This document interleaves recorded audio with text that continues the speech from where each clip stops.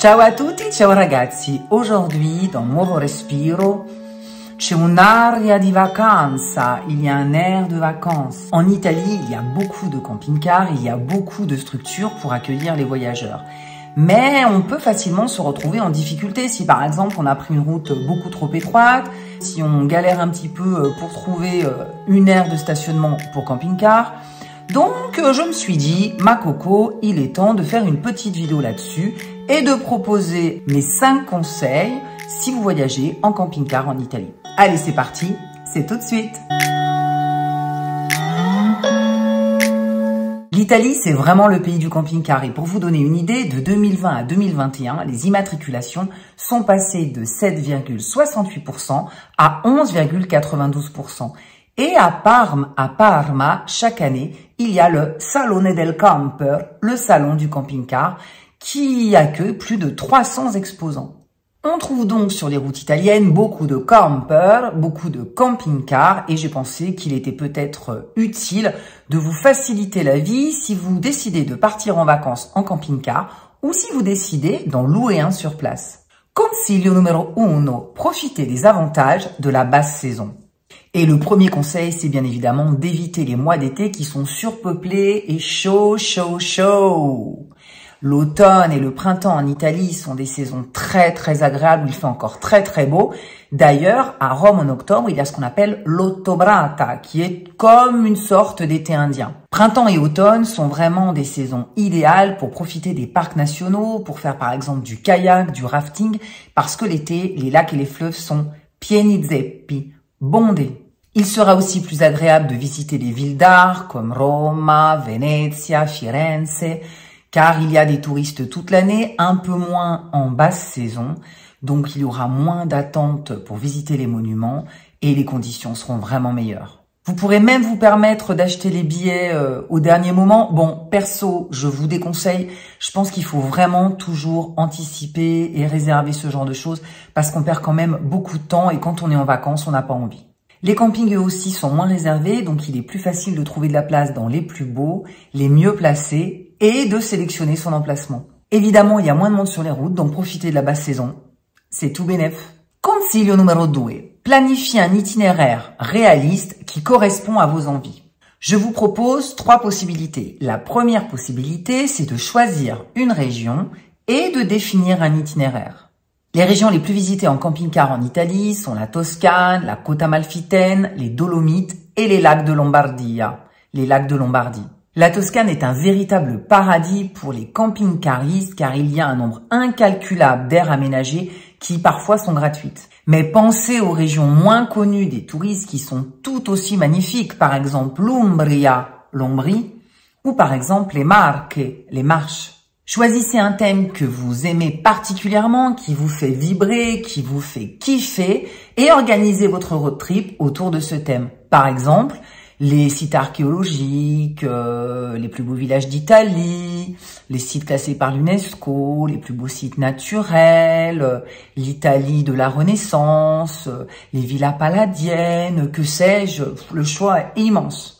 Mais cela peut être aussi autour d'un festival. Par exemple, nous avions parlé du Calen Maggio récemment, à Assise, chaque année au mois de mai, ou alors autour d'une fête traditionnelle. La troisième possibilité que je vous propose si vous allez en camping-car en Italie, c'est de déterminer une zone qui est à cheval entre plusieurs régions. Les régions italiennes ne sont pas très grandes et ne sont pas très éloignées les unes des autres.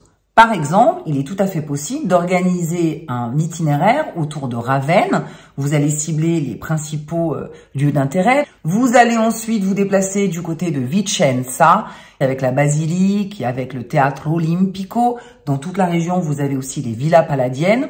Vous n'êtes pas très loin non plus de Vérone, donc hop, on y fait un petit tour. Voyez un petit peu, vous vous éloignez des grandes villes les plus connues, entre guillemets, et vous allez voir toutes ces villes qui sont vraiment magnifiques, croyez-moi. Consiglio numero 3. Trouvez l'emplacement de votre camping-car. L'option la plus connue, c'est bien entendu il campeggio, le camping. En Italie, il y en a beaucoup. En 2017, on en avait recensé plus de 3000. Donc, ce chiffre a largement augmenté depuis. En plus, en Italie, beaucoup de campings sont ouverts toute l'année. Pour vous aider, je vous ai sélectionné un site italien où vous pourrez trouver votre bonheur. Je vous mets le lien en barre d'infos. Vous pouvez aussi choisir l'area di sosta per camper, l'aire de stationnement pour camping-car. Elles ne sont pas toujours faciles à trouver, donc je vous ai trouvé un site italien où elles sont toutes répertoriées. Vous pouvez ainsi tout planifier à l'avance. Lien en barre d'infos. Mais pour rester dans l'esprit camping-car, c'est-à-dire voyager en toute liberté et rester au plus près de la nature, il y a une troisième possibilité, il luogo alternativo, le lieu alternatif. De plus en plus souvent, les viticulteurs et les agriculteurs proposent un emplacement dans leur propriété. Ils ne font pas payer, mais bien évidemment, implicitement, ils attendent de vous que vous achetiez ou consommiez leurs produits. C'est vraiment une alternative hyper sympa pour rencontrer les habitants, découvrir un peu plus la culture italienne. Et n'oubliez pas que eux, les bons plans du coin, ils les connaissent tous. Si ce type d'emplacement vous intéresse, retrouvez en barre d'infos un site avec tous les agriturismi Friend Camper qui accueillent volontiers les camping-caristes en Italie. N'hésitez pas, c'est pour vous. Et restez bien jusqu'à la fin car je vous ai dégoté un autre luogo alternativo pas mal du tout. Consiglio numéro 4, se déplacer, se garer en toute sérénité en Italie. Il est indispensable de connaître les règles de circulation spécifiques en Italie. La couleur des panneaux n'est pas la même qu'en France. Et comment fonctionnent les péages? Pourquoi vaut-il mieux faire le plein avant le déjeuner? Pourquoi est-il nécessaire d'avoir toujours des espèces sur soi? Qu'est-ce qu'une ZTL? Moi, je vous dis, pour toutes ces questions, j'ai la réponse. Je vous invite à regarder une vidéo faite précédemment sur En voiture en Italie, mes conseils anti-galère. Ne la loupez pas, elle est vraiment hyper utile. Il y a la sosta libera, le stationnement libre. Vous pouvez stationner votre véhicule où vous voulez, mais attention, le code de la route est très précis à ce sujet. Cela doit être un arrêt pour vous reposer, seulement de quelques heures avant de reprendre la route. Et la plupart des communes n'autorisent pas un stationnement supérieur à 24 ou 48 heures. Vous pouvez utiliser des applications pour trouver les meilleurs emplacements, les meilleures aires de stationnement.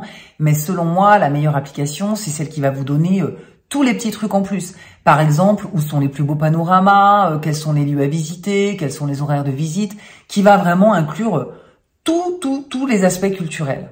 Et après de nombreuses recherches, j'ai sélectionné une application. Elle coche toutes les cases. Elle s'appelle Aria, elle fonctionne sur iOS ou sur Android et elle a un site web. Et ça, c'est super pratique pour préparer votre voyage. On peut faire des recherches par province ou par zone et quand vous êtes en Italie, vous pouvez activer la géolocalisation. Comme ça, on vous propose les choses les plus proches de l'endroit où vous êtes. On peut aussi activer des fils pour trouver un camping qui accepte les animaux, par exemple. Bref, elle est hyper complète et surtout gratuite. Car les vacances, ça coûte cher. Il n'y a pas de petites économies. Qui va pouvoir s'offrir des glaces en plus? Merci Coco! Mon dernier conseil pour vous déplacer en toute sérénité, c'est d'avoir des cartes routières. Je ne vous mens pas, regardez, j'ai celle des marques. Nous avons aussi en rayon l'Umbria.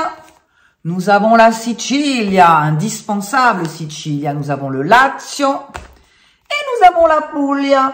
Vous l'avez compris, dès qu'on est dans le sud, c'est bien beau d'avoir les GPS sur les voitures, mais selon où vous allez vous trouver, il n'y aura pas de réseau. Donc votre GPS, il va vous servir à rien, et votre application non plus.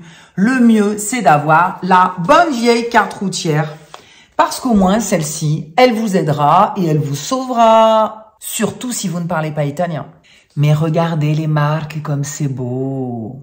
C'est une carte routière, Corinne, c'est une photo.